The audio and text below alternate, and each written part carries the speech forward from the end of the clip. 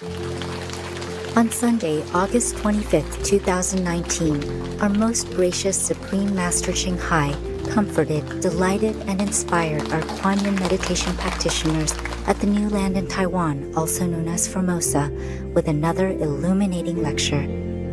Even the Buddha is no longer in the world, but the Buddha is always in the world. His body, physical appearance only left our eyes, our physical perception, but the Buddhas, the saints, never leave us, okay? They are always around, helping us. If we are sincere, then they will help us. Not because they discriminate the sincere one and the not sincere one. It's just because if we are sincere, we will purify ourselves with that determination and sincerity. And then we have no border around us, around our magnetic field. So the Buddha can easily bless us and help us to uplift the Buddhas or the saints. Buddhas mean saints of the highest order in these shadow worlds. They sacrifice everything for us.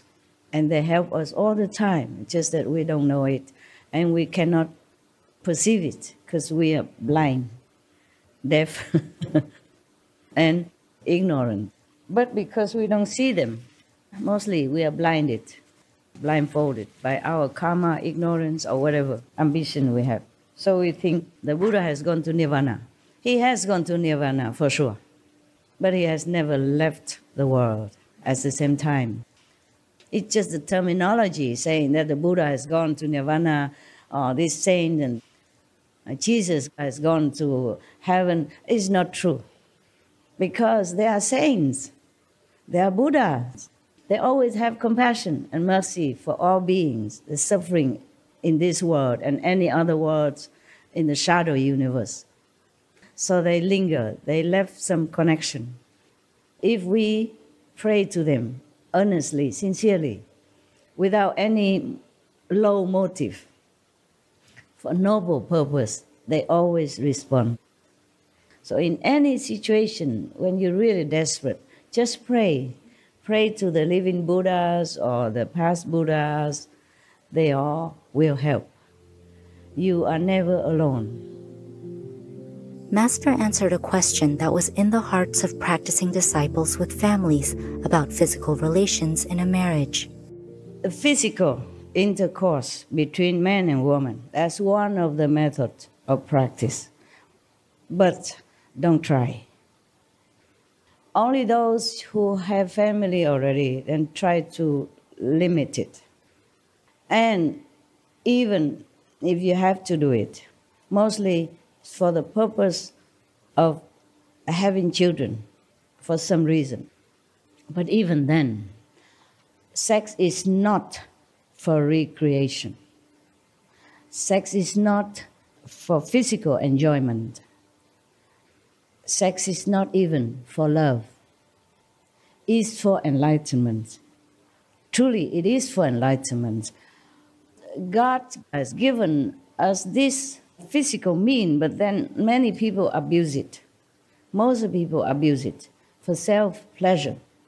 This method hardly can be taught and hardly can be learned.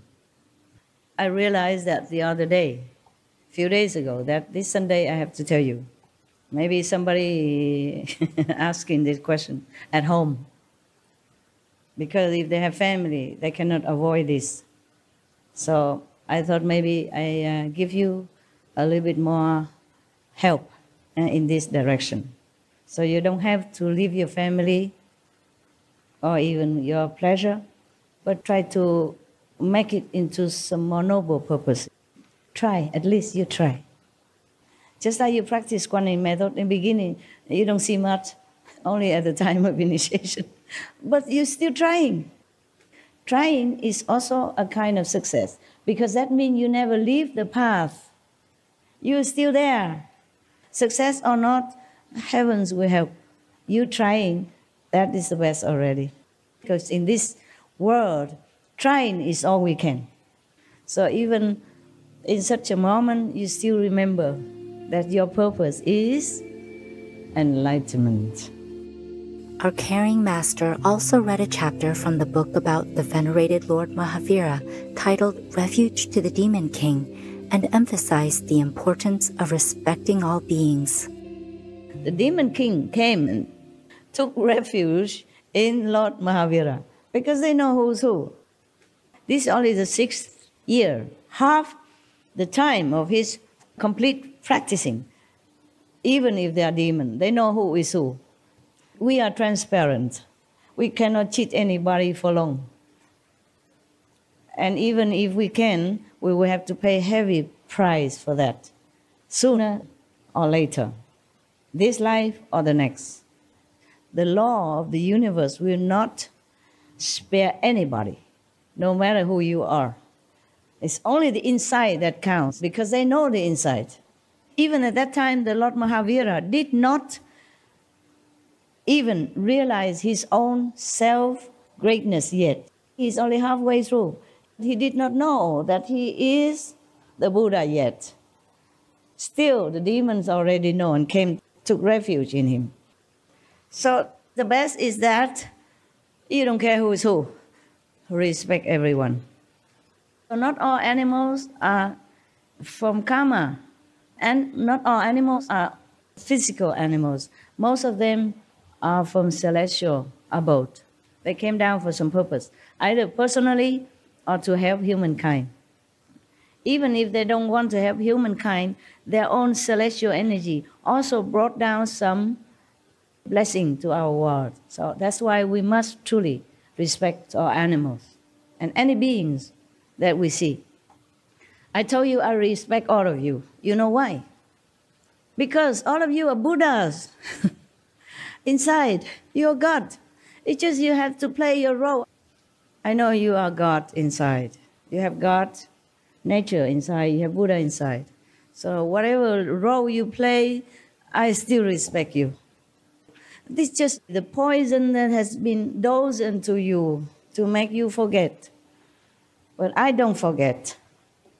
I don't forget who you are, who you really are. I don't mean just you sitting here.